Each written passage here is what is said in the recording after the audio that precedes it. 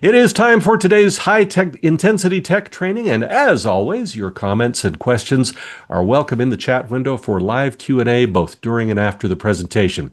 Today we take a little time for a mid-year review of the network and mobility front and explore what's happened so far and the top trends that you need to understand in order to capitalize on these opportunities through the second half of 2025. We know what your clients are going to be asking about, and we're giving you the information needed to have those conversations. I am very happy to welcome back to the Tuesday call our Telarus VP of Advanced Networking and Mobility, Graeme Scott, with today's Tuesday call HITT Training. Hey, Graeme, good to see you. How are you? Hey, good morning, Doug, and good morning, everybody. Thank you for joining us today. As Doug said, we are already well into June, and I heard this little stat the other day. It's hard to believe we're past the halfway point of June, which means we are closer to the year 2050 than we are to the year 2020. So kind of crazy when you think about time going by and things are happening quickly here. So real I happy don't to feel be. like I'm aging a bit. Yeah, not at all, right? So, real happy to be here with you guys today. Excited to sort of take a look at where we've been so far this year, talk through some of the things that are going on and some of the things that I've been seeing. A lot of these are obviously going to be tied to my practice, network and mobility, as well as IoT. But I'm also going to touch on a few things that are just going on in the industry at large and really kind of just highlight a few of the trends that we're seeing. So, Chandler, if you want to go ahead and move to the next slide. Those of you who joined me on my last Ascend know that I'm a big Dave Letterman fan. I know Doug and I both share that love. You guys remember the top 10 list that he used to do? Go ahead and throw a 10 in the chat for me there if you remember what the top 10 lists were, if you remember Letterman or were a fan. So we're going to kind of do this breakdown in a fun way. We're going to go through these just like we do a top 10 list, a classic Letterman style. Have a little bit fun with this. So let's go ahead. Number one. What's going on out there? AI, and more AI. If you read the title for this one, I talked a little bit about AI fatigue, and certainly I know some of you guys are seeing that, but you cannot start any recap of what's going on this year without touching on AI, right? It's such a big part of every conversation we're having out there. It's almost like it's sucking out all the oxygen in the room. So what I'm going to talk about here with this is AI as it pertains to network. So we're seeing a couple of different things happening in that regard. Some of you may have joined us for the HIT call that I did on AI ops a couple of months ago.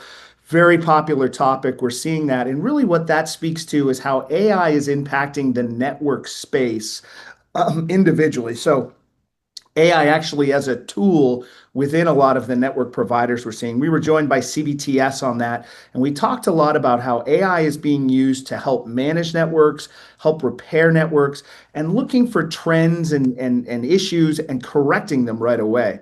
In addition, we also talked about how live natural language models are being used within network for everyday average Joes to be able to type into the AI interface what they want to happen with the network, and then the AI goes ahead and does that. So you've got this ability where you've really kind of created access to powerful network tools for the average person through AI. So it's been super impactful. But I think one of the things that we're seeing the most, at least within our space, is network as an enabler of AI. So Sam's been on this call a lot of times talking through a lot of the stuff that's going on in contact center. I know Jason Stein talked about it last week. And Kobe, of course, is talking about what's going on with AI and cloud.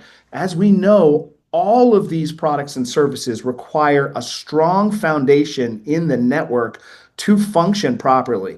So we are seeing some massive opportunities come in from a network standpoint to support what's going on in the AI space. So even if you're uncomfortable diving in and talking through CCaaS or some of these, higher end solutions, your customers are looking for help on the network side to make sure the network can support that, right? The network is the foundation of everything that's going on, all of these other applications. And we need to be asking our clients, do we have the right foundation in place to support that? So that's what we're seeing with AI so far. Pretty good. Lots of opportunity there. So make sure you keep your eyes on that. Let's go ahead and take a look at number two. Number two, POTS replacement. Okay. Get ready for the land grab. So, this is a massive opportunity that's out there.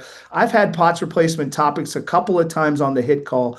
The reason being, there is so much money being made in this space. If you're not taking advantage of it, you really need to be. Depending on who you ask, there are somewhere between 25 million and 50 million POTS lines out there, and estimates show that these are being phasing out over the next 2 to 3 years. So if we say 25 million POTS lines out there and we've got 2 years to move off of these things, that's 43,000 a day that need to be swapped. That's a huge number. And that, of course, counts weekends and stuff. So if you talk business days, it's even more than that. I'm actually in Boston right now attending an event with the folks at Granite. They tell me that they do between 120 and 150 epic installs every single day nationwide. So there are massive opportunities out there with POTS replacement, and these things are going to be phased out over the next 2 to 3 years. We are approaching the land grab state where everybody is going to be just out there trying to get a hold of these, do these. The opportunities are everywhere. But particularly where we're seeing big opportunities is within government, SLED, and higher education. So if you've got customers in those areas, you really need to reach out to them and talk about POTS and POTS replacement. And if you go to the next slide, we've got some good news for you. We have just launched a guide for POTS replacement called Copper Sunset, or here for our friends in Boston, Kappa Sunset. So we've got this guide that just came out. It is hot off the press. Basically, first couple pages talks a little bit about what's going on in the space, what's happening. And then at the end, we've got a compendium, a bunch of guides from the suppliers in our portfolio that offer POTS replacement solutions where you can have everything in one place. So we want you guys to go ahead and have access to that. Go ahead and scan the QR code. This is hot off the press. You will also be getting an email in the next couple of days that gives you access to this. Check it out. Let me know what you think. Would love to get your feedback on it, but a good guide for you guys there to take advantage of what's going on in POTS replacement. All right, let's go This to the next Kappa slide. Sunset guide is wicked smart. Way to It go, Graham. is. Using that guide is wicked smart. Yeah, got to get that kappa. Love it. Awesome. Let's go to the next slide here. This one is, I think, really kind of speaks more to sort of a trend that's going on overall. But what was old is now new. For those of you guys who caught Adam on the AirSpring panel of the state of the channel, one of the things he talked about is network is cool again, right? All of these things that were sort of old news and everybody was moving on, they're cool again. Everybody's talking about network now as an enabler of AI and, of course, other things. The other thing that I'm seeing a lot of, cold calling is back, right? You talk to partners who are having some success out there. They are making good old fashioned dialing for dollars calls and generating a ton of opportunity. So the old school is now the new school. So take advantage of those old techniques, brush off those phoning skills, and start making some calls. And you can definitely dial for dollars. I think AI has really kind of made email marketing something that a lot of people just tune out, right? We get so many emails now, and they're all AI generated, and it's very obvious that they're AI generated.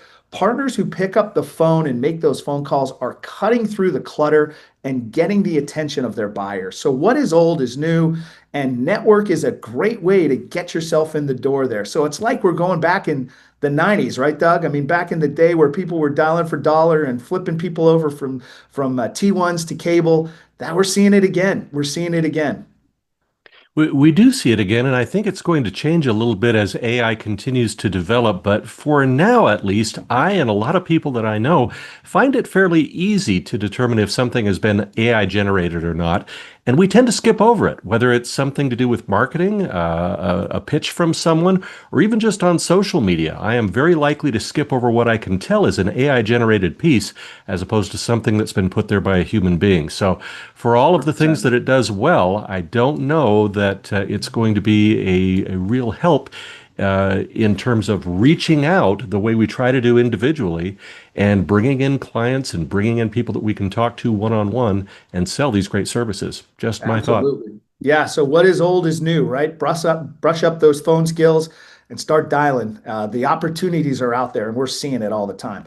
Let's go to our next trend here. This one I think is something that we've all noticed over the last little bit, and you guys probably saw the news that Cox and Charter are planning to merge. You also probably saw in the news that Lumen just sold a big piece of its network to AT&T.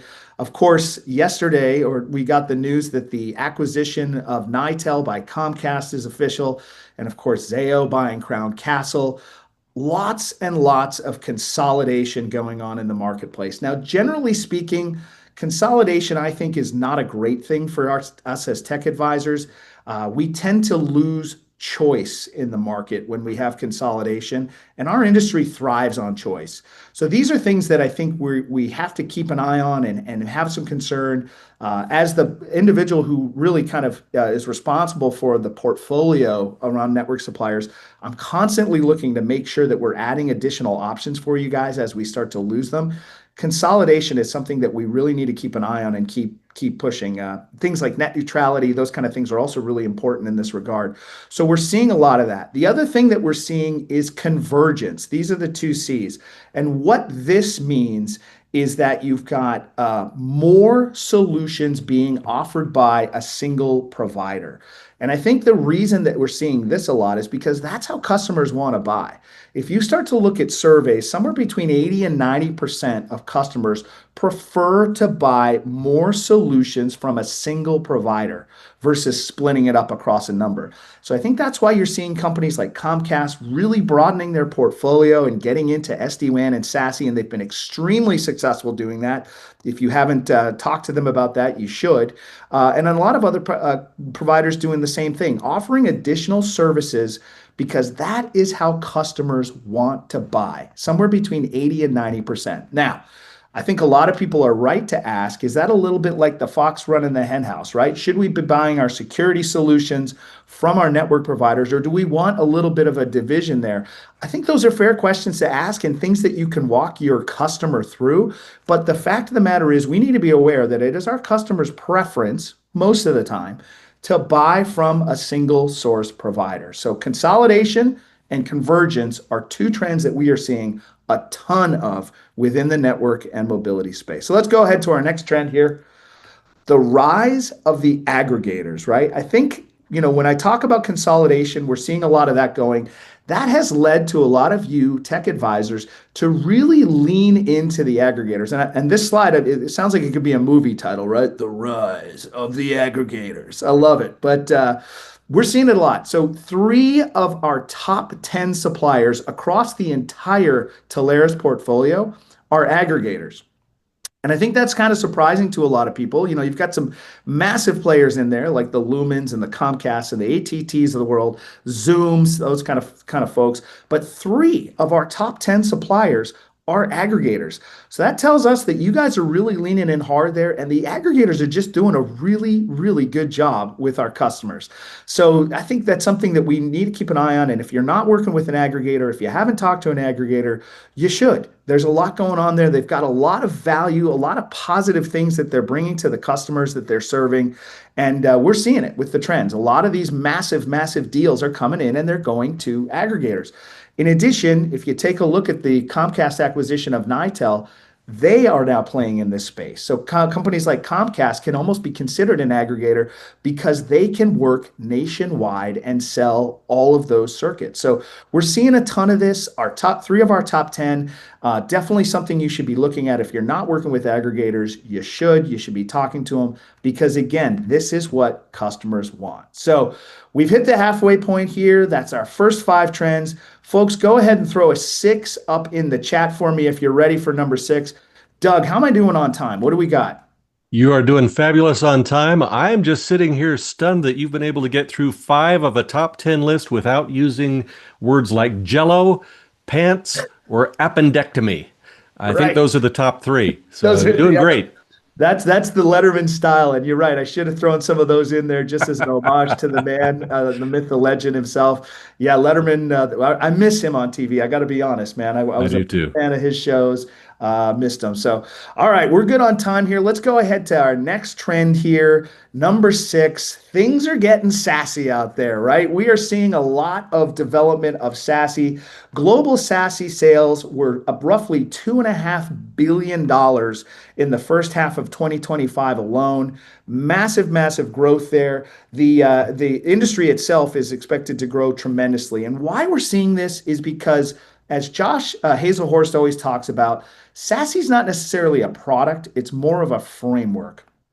And I think what you're seeing is that companies have got a lot of these pieces and a lot of these applications out there, and they're looking for something that can bring them all together for ease of management. And that's what SASE is doing. SASE is a framework where you can bring in things like ZTNA and other elements together with your SD-WAN appliances and manage it cohesively. So companies are looking for that. Another couple trends we're seeing with it, again, SASE sales $2.5 billion for the first half of this year. That's up 17% year over year. So we're seeing companies adopt this. Single vendor SASE solutions, and again, that goes back to my last point about convergence. Single vendor SASE solutions are up 21% year over year. So shows us that customers are wanting to buy from a single source, and they are looking at solutions like SASE for ease of managing and all the different applications and network things that they've got going on. So if you're not talking about SASE, if you're not looking at SASE, do so. Obviously, SD-WAN is an important piece of that as well. Our engineers are here to help you. We've got all kinds of content available through Teleris University, but SASE, things are definitely getting sassy out there, and we want to make sure that you as our TAs are taking advantage. So let's move on to number 7. Wireless is the here and now. So you guys have probably all heard me say this. If you haven't been paying attention, wireless is here. It is 5G, C-band, all these solutions. Companies are looking more and more to wireless for their connectivity needs. 7 out of 10 new internet connections are wireless connections. Some providers call them fixed wireless, FWA. We have different words, but essentially we're talking about internet provided over the mobile network. And 7 out of 10 new internet connections are wireless connections. Between T-Mobile, Verizon, and AT&T, they are expected to add over 3 million fixed wireless connections in 2025. And that, compared in contrast to what's going on in the broadband space with the cable providers, they are relatively flat year over year. So we are definitely seeing an adoption of wireless as a chosen technology. And one of the things that I think is really important to see is that we are seeing incremental connections come in there. So it's not just people leaving broadband and going to wireless, although certainly we are seeing that, but we're also seeing a lot of new connections come online. And a lot of that's being driven by things like IoT and that, but a lot of things that were not able to be connected previously are now being connected. And we're seeing that drive a lot of opportunity in the wireless space. So again, if you're not talking about wireless with your customers, you need to be. All of this is happening. The SMB space in particular is really being dominated right now by wireless connections. And a lot of stuff that, maybe you couldn't connect for your customers a couple of years ago, now you can connect it with things like wireless, and then even solutions like Starlink are out there as well to take advantage of that. So wireless is here. It is the here and now. We are living in the wireless age. And as I say, anything that can go mobile will go mobile. That is the way people prefer to connect. So definitely make sure that is part of your conversation with your customers. All right, let's move on to number 8. This one's for you, Ben. I know you wanted to hear about IoT. IoT is the next train at the station. So I know people like Graeme, you've been talking about IoT since you got here 3 years ago, right? And I have, you're right. But we are finally starting to see IoT opportunities come in, and they are big opportunities. We are seeing more and more opportunities come in. We are also seeing new industries being opened up to us through IoT in things like the MDU space, right? Where a lot of mixed use properties are going up, and they're looking at smart home cameras, all kinds of connected appliances and things going on at these properties. And IoT is it. The World Economic Forum every year comes out with its lists of jobs that are coming and jobs that are going by the year 2030. IoT specialist was number 10 on that list. And I would guess when we see that list next year, IoT specialist is going to be a little bit higher. Your customers are looking at IoT solutions. You want to make sure that you're taking advantage of that. I can promise you it's happening. The adoption is coming up. 90% of executives tell us that they're looking at IoT solutions to see how they can improve their business, and they need your help. Those of you who've seen the Ascend know that between 50 and 60% of IoT rollouts fail. The reason they need your help. They are trying to do all this stuff internally without the expertise, and they need someone to come in and help them. So, great opportunity there. IoT is the next train at the station, and I want to make sure that you guys are on board. Let's move to number 9, the almighty dollar. Those of you guys who have seen me do an Ascend, I talk about businesses care about two things: making money and saving money. And that is true and has always been true. So what we're seeing here, and a lot of times I have conversations with you guys, and you'll talk about wireless or mobility, and you'll say something like, I don't really do a lot of it. There's not enough money there for me. And you know what? In some elements, that's true, right? The compensation for some things like IoT, there's some one times. The compensation isn't as big as something like a cloud or whatever. But you got to understand from your client's standpoint, from your customer standpoint, a dollar is a dollar. A dollar they're spending on mobility or a dollar they're spending on an IoT solution means just as much to them as the dollar they're spending on a cloud solution. And we as TAs may make more on one versus the other, but for your client, that dollar is the exact same dollar, and it's just as important. The average client spends 1.5 to 2 times their telecom spend in mobility. So for every dollar they're spending in telecom, they spend 1.5 to $2 on mobility. And again, those dollars mean a lot to that business. So you should be in there, you should be talking to them, you should be trying to understand what's going on in that business and help them save money. Lots of opportunity within mobility, lots of opportunity within network to cut costs and free up money for other projects and other resources. But again, when you save your clients money, when you come in and help them, those dollars mean a lot to that business. And again, businesses care about two things: making money and saving money. And we need to make sure that we're hitting on those things. All right. We have come to the end of the list. Number 10. Guys, this is the best of times. Tim Bassa talks about this all the time. He says there is no better time to be a tech advisor than right now. And I could not agree with him more. Things are evolving so fast. I talked a little bit about IoT. I started talking about AI. There is so much complexity in the market right now that your customers need your help. They need help going through the solutions. They need help understanding what's going on. They need help understanding how AI is going to impact them. Our tech trends report comes out every year, and the new one should be out here shortly.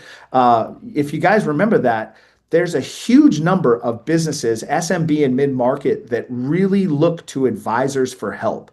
The numbers bear this out. It's somewhere in the 90% range of SMB and mid-market customers lean on advisors for assistance. So we want you guys to feel good about the industry you're in, feel good about the resources that are here to help you. This is a great time and a great place to be right now. We are truly in the best of times of the channel. And with that, that is our top 10. Doug, I know we got a lot of questions going on. What's going on out there? Had good comments and great questions in there. I listened to this list that you've put together, Graeme, and I see nothing here but opportunity, both in terms of what advisors are now being called on to do for and with their clients, as well as the resurgence, as you brought out, of some of the technologies that our advisors have been working with for a long time. Who would have seen that network would surge again the way it had in the past, because it literally drives everything that's happening with AI, and nothing happens in AI unless you got a strong network. What do you see as some of the greatest opportunities for advisors who've been in the game a long time, as well as for new ones just coming into our world here? Yeah, and I think you raise a really good point, Doug, because I know that AI and a lot of the applications that are driven by AI can be very complex. And a lot of our tech advisors don't necessarily want to wade into those waters. IoT is another area, right? Even if you don't want to talk about IoT, IoT requires connectivity, right? It has to be connected to work. Just like AI, just like cloud, everything needs that bandwidth and that backbone. So, most of our tech advisors, I think 80% of our tech advisors, their first sale is a network sale. Almost all of our tech advisors are selling network or comfortable selling network. It is a great opportunity to get yourself into some accounts and have that with something that you're comfortable talking about and something that they need. So the opportunity there, yeah, you can ask about what's going on in the AI space. You can take a look at what's going on. Hey, are you doing any IoT projects? Do you have any IoT sensors or data that you're having trouble getting connectivity to? Just driving at that backbone, that piece, that foundation that runs it all opens up a ton of opportunity. Quentin had a great comment here in the chat saying you can't manage what you can't measure. We've all heard that many times, but helping you find that pain point. I think one of the ironies of technology today is that we have this brilliant technology, especially AI-driven technology, that can help us manage so many things, but we still need the IoT, if we're not doing it manually, to find what those things are that we need to measure and then manage using AI. So IoT, I think, is a huge part of this right now. Absolutely. As I say, every business tracks something, right? Whatever it is. If you're Starbucks, you're tracking how many people are in your lines, what time they're there, how long they're there for, all these things. Every business tracks something. So your customers are tracking something or want to track something, right? And so finding out what information that they're collecting from the field, from their environment, and how you can get it from there to somewhere where they can do something with it, that really is the IoT conversation, right? So you need those three components. You need something that's collecting the data, you need something that brings the data from there to here, and then you need something that you can use to make sense of it. And that's another area where we're seeing a huge impact with AI, right? The ability to compile and analyze tons and tons of data from a bunch of different sources. That is a strength of AI and one of the big areas where we're seeing an impact.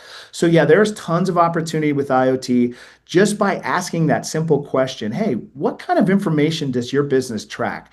What kind of stuff are you collecting from the field? What kind of information do you wish you had? And there, that will open up a lot of opportunities for IoT. And I think, the point that Quentin made is bang on, right? You can't manage what you can't measure. So if you don't have the ability to measure data, you can't manage to it. And businesses need to be able to do that.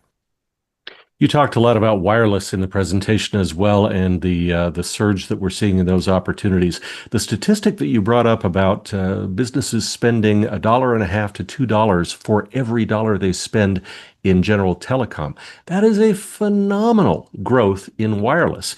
And the thing about wireless, it's so all-encompassing. We tend to think of it in those little areas that we, may work in or have some familiarity with, but it goes all the way back to basic connectivity as well. So everything from network up until the most advanced technology, wireless plays a huge role in that. Talk about what advisors need to be learning to be able to adequately present that. Yeah, absolutely. And another thing that I talk about a lot in the Ascends is that you can approach your customers with almost 100% certainty that they've got mobile phones in their environment, right? And probably not just mobile phones, but all kinds of other devices. I mean, my pest control guy comes by the house. He's got 6 different devices in his car, right? He's got a tablet, he's got his phone, he's got something that tracks the car where it is. So there's all of these things that exist in the environment of our customers. We really need to just dig in there to find out what's going on. And so when you start to add all that stuff up, it gets really easy to see where your customers' money is going, where they're spending their money, right? And that's what I was talking about when I'm saying the almighty dollar.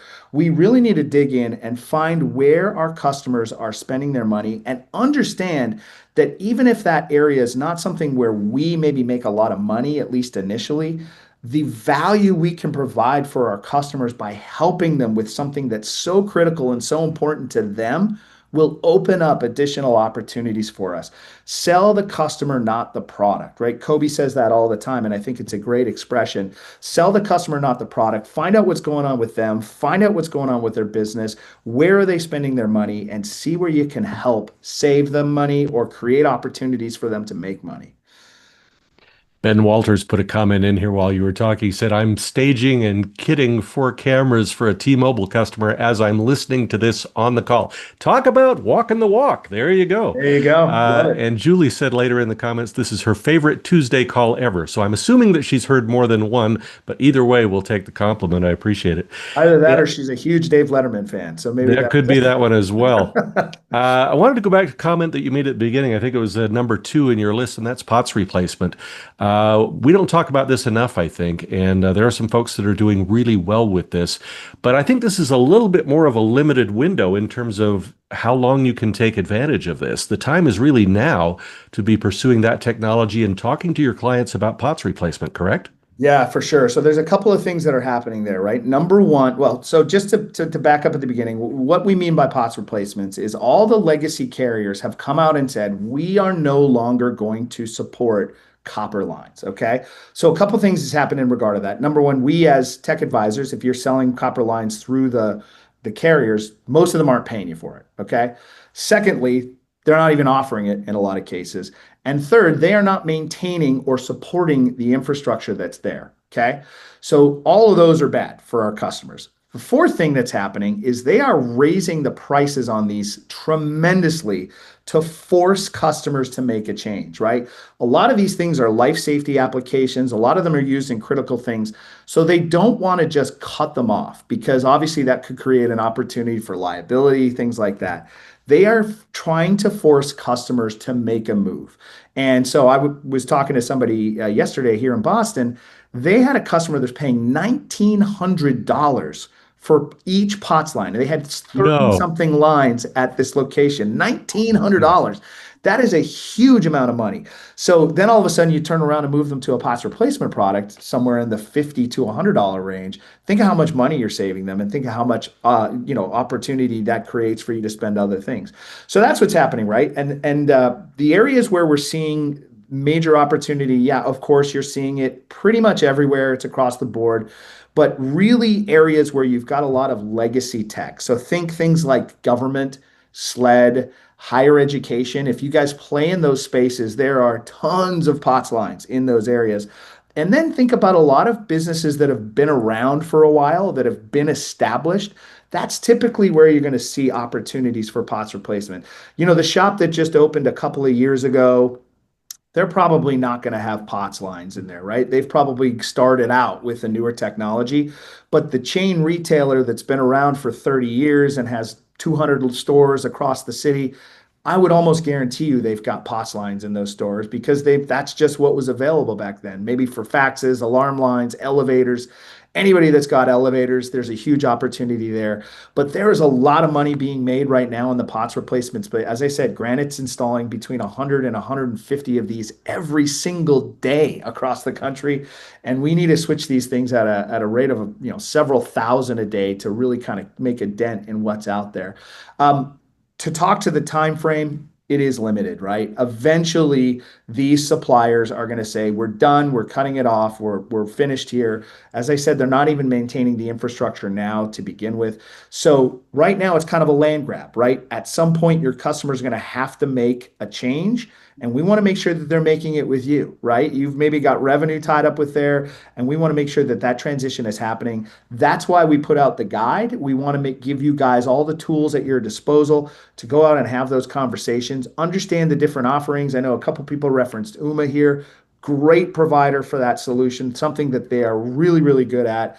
But there's a lot of options in the portfolio, right? We've got a number of them. And so that guide's there to help you guys go through it, to see what's available. Just get a taste for each of the different offerings. And, we've got links to more details if you want them.